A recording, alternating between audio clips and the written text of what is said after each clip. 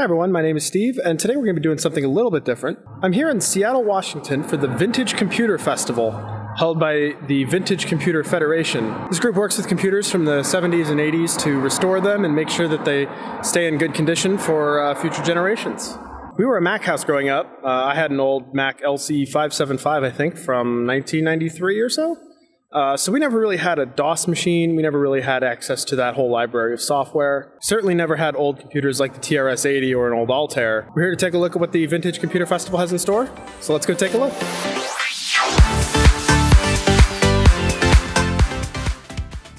The Vintage Computer Festival ran on February 10th and 11th of 2018. It's run by the Vintage Computer Federation, and they also run events in New Jersey and in Silicon Valley. Inside their exhibitor hall, there was a whole bunch of computers that were brought in by hobbyists, starting off with this TRS-80 from Radio Shack. Next to it was this 3B series PC. I'll admit I don't really know what this machine is doing or what software it's running, but it certainly looks cool, especially with the portrait mode monitor like that.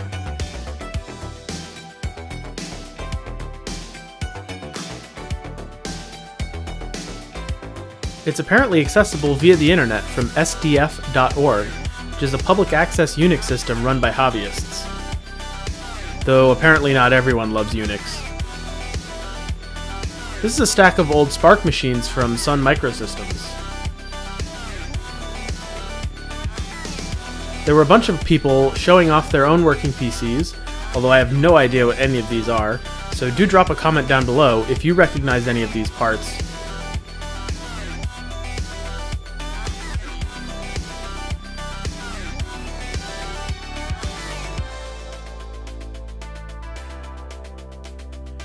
There were also several blinking lights computers, like this Altair 8800 emulation kit running on an Arduino, and this PDP-8E front panel. I don't know if it's a full machine or an emulation, but it looks really cool anyway. Now I'm not sure what this is, but I believe it's a replica of the Cosmac ELF called the Uno 1802, which just looked really cool. Now I really wanted to see the Monster 6502, and it did not disappoint. It's a transistor-level implementation of the 6502 CPU, and seeing it lit up and powering actual software really was a spectacle to behold. They did an awesome job with this, and it just looks amazing. So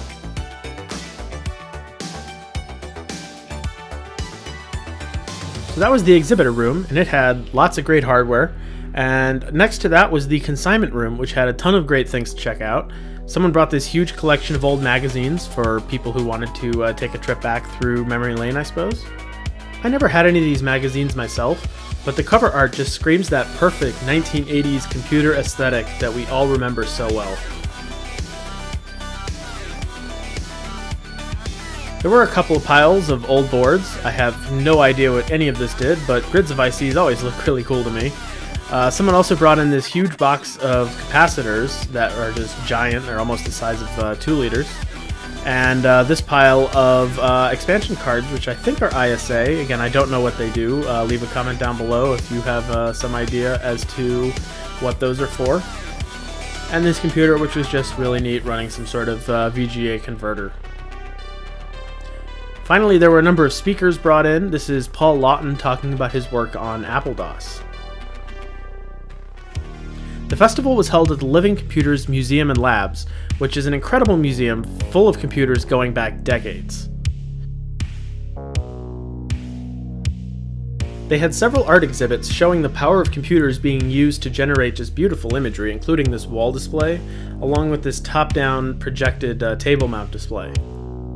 They also had exhibits showing off the development of self-driving cars, computer vision, virtual reality, virtual presence, and even robotics. The kids in attendance had a lot of fun looking at this one. There were also exhibits showing off historical CPUs and GPUs from 90s processors from companies like SPARC and Intel, all the way back to chips that kicked off the microprocessor revolution, like the 4004, 8008, and the infamous 8080.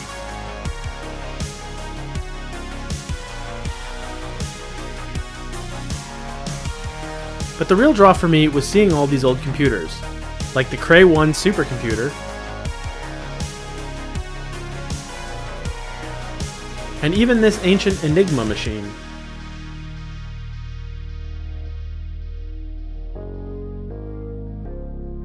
Unfortunately, due to time, I didn't get a chance to learn enough about all of these older machines that I didn't know, but some, like this PDP-8E, have an iconic look that should be recognizable even if just from film.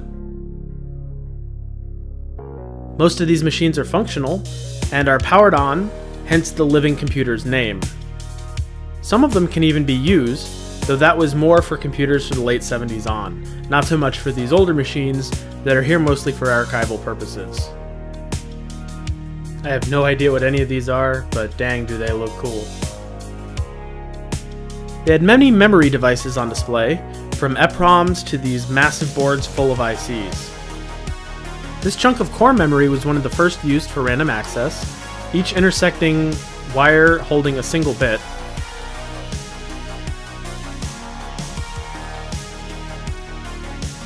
Looking over all this stuff, it's amazing how hard it was to store lots of data until the advent of hard drives and floppy disks.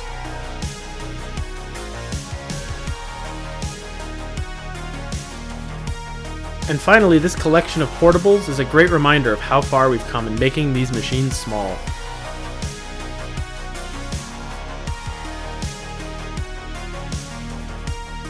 Unfortunately, I ran out of time, but this museum is amazing, and I can't wait to go back.